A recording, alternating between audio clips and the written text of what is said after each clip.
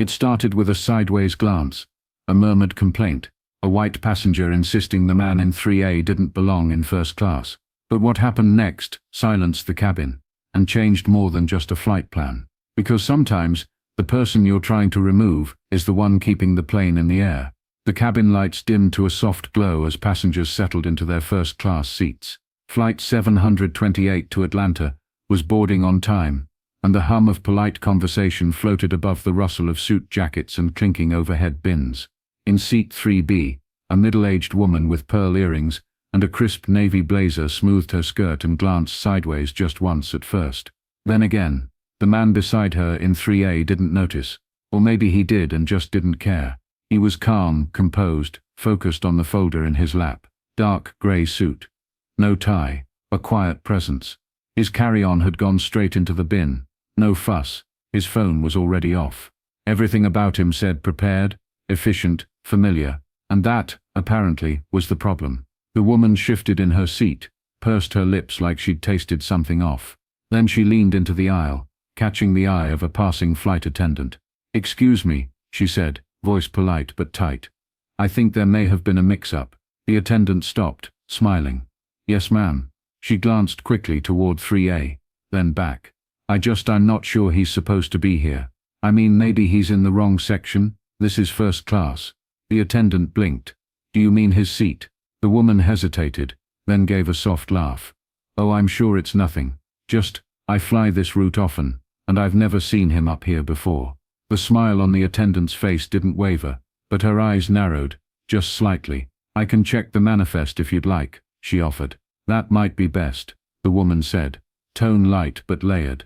"These things happen." The man in 3A slowly looked up, not angry, not confused, just still. His eyes met the attendant's, and for a moment the tension had nowhere to hide.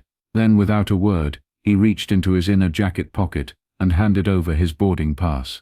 She scanned it. Row 3A, first class. "No mistake." "Thank you, sir," she said, returning it with a nod. "You're exactly where you're supposed to be." The woman beside him gave a tight smile. "Oh, good. Just wanted to be sure." But the man didn't respond. He went back to his folder, unbothered, unmoved. And somehow, that made the moment louder. The flight attendant paused a second longer, then turned and walked briskly toward the galley. Another crew member raised an eyebrow. The first one just sighed. "Here we go," she muttered, because she knew that look. The side eye that's not quite a complaint. The smile that isn't really kind. And the problem that isn't really about the seat. The plane had nearly finished boarding when she tried again, more deliberate this time. The woman in 3B pressed the call button with a soft but intentional click. A chime sounded overhead. A flight attendant arrived moments later, cheerful but slightly guarded. She'd already sensed it, the undertone beneath the politeness. "Ma'am," the attendant asked, voice low to keep the aisle calm. The woman leaned in, lowering her voice just enough to feign discretion, but not enough to keep others from hearing. "I don't want to cause a scene," she began. Always the phrase that precedes one. "But I really think something may be off here." The attendant tilted her head, waiting. "The gentleman next to me," the woman whispered, nodding subtly toward 3A, without looking directly at him. "He may have boarded the wrong cabin. I didn't see him in the priority line. And he doesn't look like—" She stopped herself, but the implication hung heavy. "Can you just verify?" The attendant glanced at the man. He hadn't moved. Still reading, still composed. He wasn't eavesdropping. He didn't have to. The performance beside him was loud enough to feel. The attendant hesitated. "He's already been checked at the gate, ma'am." "Yes, I know, but mistakes happen. I just want to be sure everything's in order." It wasn't a question. It was a challenge, dressed as concern. The attendant turned to the man, her expression careful. "Sir, may I see your boarding pass again?" He looked up, met her eyes. No sigh, no protest, just a quiet nod. He slipped the pass from his inner pocket and handed it over, fingers steady. The attendant scanned it. Again, row 3, seat A, first class. She already knew what it would say, but protocol was now a shield, thin but necessary. "Thank you, Mr. Rhodes," she said clearly, returning it with a practiced smile. "You're confirmed for this seat." He nodded once. "Understood." The woman in 3B offered a tight laugh, feigning relief. I wasn't trying to cause trouble, of course. You can't be too careful these days. But no one was smiling now. Not the attendant. Not the man in 3A. Not the businessman across the aisle, who had looked up from his phone just long enough to realize exactly what was happening. The attendant lingered a beat longer than necessary before walking away. Her steps clipped, her eyes forward. The man adjusted his folder on his lap and returned to his reading. He didn't need to explain himself. He never had, but experience had taught him. Silence can be louder than defense. And sometimes, the calmest man in the room is the one who already knows the storm. The hum of the engines grew louder as the last of the passengers found their seats, but the cabin felt quieter than usual. Too quiet. Conversations that had once flowed about business meetings, vacation plans, delayed connections, had thinned into silence. A few heads turned discreetly toward row 3, only to quickly look away. No one said anything. No one had to. The air around seats 3A and 3B had already shifted. Heavier. Uneasy. The woman reclined slightly in her seat, arms crossed, a faint smirk curling at the edge of her lips. She wasn't looking at him anymore. She didn't need to. In her mind, she'd already won. She had asked the question, cast the doubt, stirred the air just enough. And even though the man beside her hadn't flinched, even though his credentials were confirmed twice, her expression said it all. I still don't believe you belong here. The man didn't react. He didn't turn. He didn't even blink. His gaze remained steady on the folder in his lap, but his silence was now a wall, not one of retreat, one of refusal. He would not perform. He would not explain. He didn't have to. A man across the aisle glanced over, then returned to his tablet. A younger woman near the front tightened her grip on her coffee cup. One passenger removed her headphones just slightly, as if tuning in to something she could already feel, but still no one said anything. In the galley, 2 flight attendants stood side by side, their whispers barely audible over the clink of cups and shuffle of carts. Did you see how she looked at him? One asked. She asked if he belonged here. She didn't say it, but she said it. The other nodded, arms crossed. And he didn't blink. He didn't have to. The first replied. That's what's bothering her. They fell silent for a moment, listening to the muffled quiet from the front of the cabin. One of them checked the service list, even though they'd already memorized it. First class was full. Everyone was accounted for. But something still didn't feel settled. Should we say something? The younger one asked. Not yet, came the reply. Not unless she pushes it further. The older attendant exhaled through her nose, the kind of breath that's more emotion than air. People think prejudice always shouts, but most days it whispers. Back in 3A, the man flipped a page in his folder, calm as ever. But everyone around him, passengers, crew, even the ones pretending not to notice, felt the shift. They didn't know what was coming, but they knew something had already started. The plane began its slow crawl away from the gate, the gentle lurch of motion pressing passengers back into their seats. Outside the window, the runway stretched wide and endless. Inside the cabin, the atmosphere had shrunk to something tight and brittle. In seat 3A, the man remained still, shoulders relaxed, eyes scanning the pages in his folder. He turned each sheet with quiet precision, unaffected by the glances that continued to flick his way from the woman beside him. She shifted again, tugged at the hem of her blazer, then let out a small, exaggerated sigh. Still, he said nothing. Still, he didn't look at her. That, more than anything, seemed to rattle her. She had expected discomfort. At minimum, defensiveness. But what she got instead was indifference.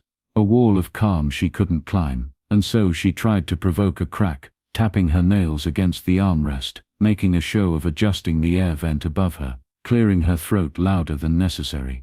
None of it landed. He just kept reading. 3 rows back, a flight attendant moved quietly up the aisle, pausing near the galley as the wheels continued to roll. Her earpiece crackled softly with a new message. She pressed her finger to it, listening. Then she turned. Inside the galley, she leaned toward her colleague. The captain wants us to relay a message, she said under her breath. About 3A. The other attendant straightened. What kind of message? Personal, the first one replied, a brow raised. He said he'd explain after takeoff. They exchanged a look, curious, cautious, knowing this was no longer just about a seat or a suspicion. Back in first class, the woman crossed her legs and glanced toward the cockpit.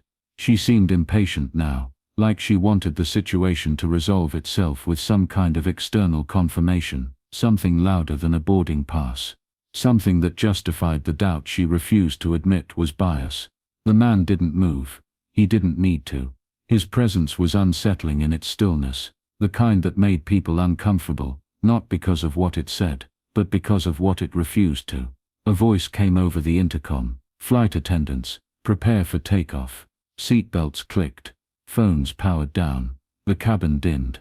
And as the plane lifted into the sky, the ground falling away beneath them, so did the illusion that this moment was small.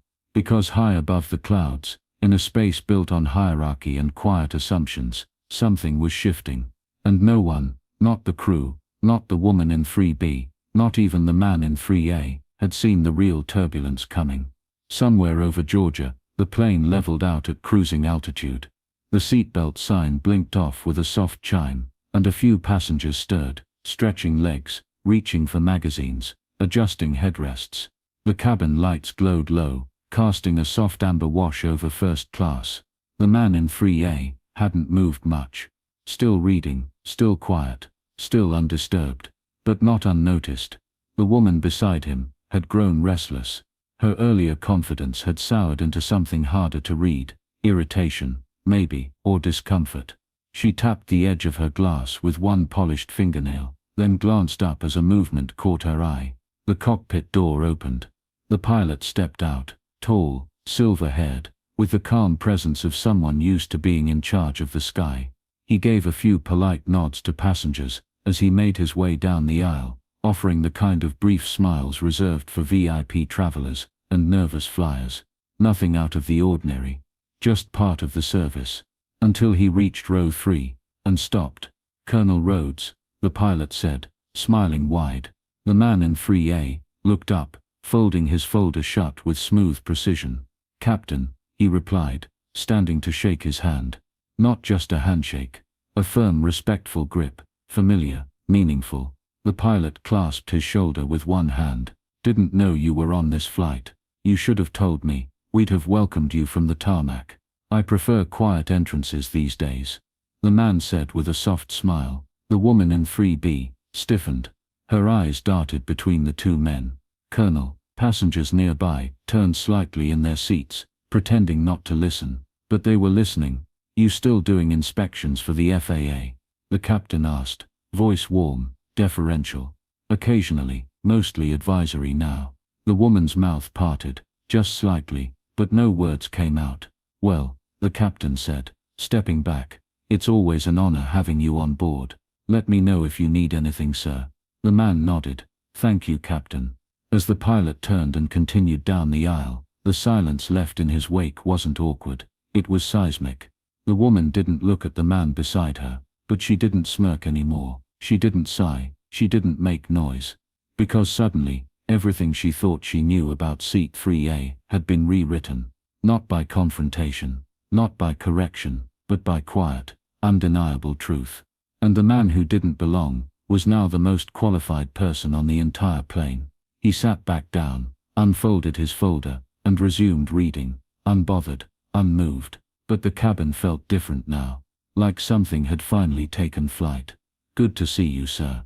The words still echoed, even after the pilot disappeared down the aisle. Not loud, not dramatic, just honest, and unmistakably respectful. The man in 3A didn't react much. He gave a slight nod, resumed reading, and let the moment pass like it was just another checkpoint. But the cabin hadn't caught up.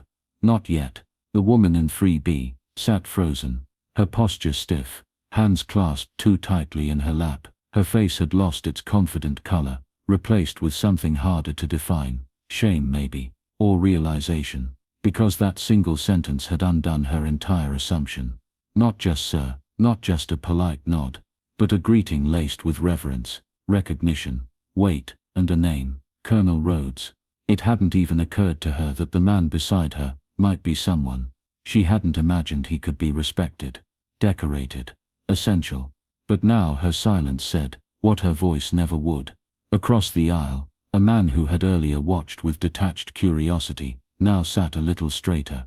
The woman with headphones had paused her music completely. Even the flight attendants exchanged quiet glances from the galley, something between pride and vindication in their eyes. First class had gone quiet. Not the polite quiet of in-flight etiquette, but the kind of stillness that follows a shift, when unspoken truths surface, and people finally see what was always there. Because this wasn't just a black man in a tailored suit. This was an Air Force colonel, a federal inspector, a man whose experience likely exceeded that of everyone else in the cabin, including the one who had questioned him. And the irony, she had tried to have him removed, insinuated he didn't belong. Now she couldn't look him in the eye. He never gloated, never turned to her, never delivered the kind of quiet, cutting line that would have been more than earned. He didn't need to, because her silence was the apology, and his presence, the kind that carried legacy, not explanation, was louder than any confrontation could have been. Outside, the clouds stretched endlessly beneath them, smooth, white, unaware. Inside, one truth now sat heavier than any luggage in the overhead bins. She'd tried to reduce him to a seat number, but the pilot had reminded them all, he was the kind of man people salute. And for the first time that flight, she understood what out of place really meant, and it wasn't him. The cabin lights brightened as the plane began its slow descent. Seatbacks clicked upright, tray tables locked into place. The voice of the captain drifted over the intercom, calm and practiced. Weather in Atlanta was clear, arrival ahead of schedule. But in row 3, time moved differently. The woman in 3B hadn't said a word since the handshake. Not a glance, not a breath out of place. She sat with her arms folded, eyes fixed forward, as if motionless obedience could erase what had already happened. The smirk from earlier had vanished, replaced by a kind of tight-lipped stillness that felt less like peace and more like retreat. Beside her, the man in 3A closed his folder and slipped it neatly into his bag. No rush, no performance, just quiet preparation. The kind of calm that comes from someone who's spent years learning how to hold space, even when others try to shrink it. The plane touched down with a soft thud, tires humming against the runway. The cabin gently lurched forward, and all at once, seatbelts snapped open, overhead bins creaked, and phones lit up, but not in row 3. There was no hurry. As the door opened, and passengers began to shuffle forward, a flight attendant made her way back down the aisle. She stopped just beside him, crouched slightly, and offered something the rest of the cabin had failed to: all flight, genuine acknowledgement. "Thank you for your service, sir," she said, voice low but firm. He met her eyes. "Appreciate it." She stood again, gave a small nod, and turned. The woman in 3B began gathering her things. Still no words, still no glance. Her hands moved quickly, efficiently, like she needed to exit not just the plane, but the moment itself. He didn't stop her, didn't ask for reflection, didn't expect it, because this wasn't about changing her mind. It was about showing her she never had control of the narrative in the first place. She stepped into the aisle, clutching her designer bag like a shield, and walked briskly toward the exit. No goodbyes, no backward glance, just silence. He stood slowly, collected his belongings, and waited his turn. And as he stepped off the plane, no fanfare, no salute, just presence. There was one thing everyone could feel, whether they admitted it or not. He didn't need to prove he belonged in seat 3. He always had. The only difference now, they finally saw it. If this story moved you, if it made you pause, reflect, or see something a little more clearly, share it. Because the smallest moments often reveal the deepest truths.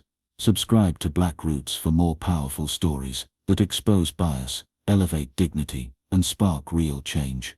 Let's keep these conversations in the light, where they belong. Drop a comment below. Have you ever witnessed a quiet moment of justice like this? Stay aware, stay awake, stay rooted.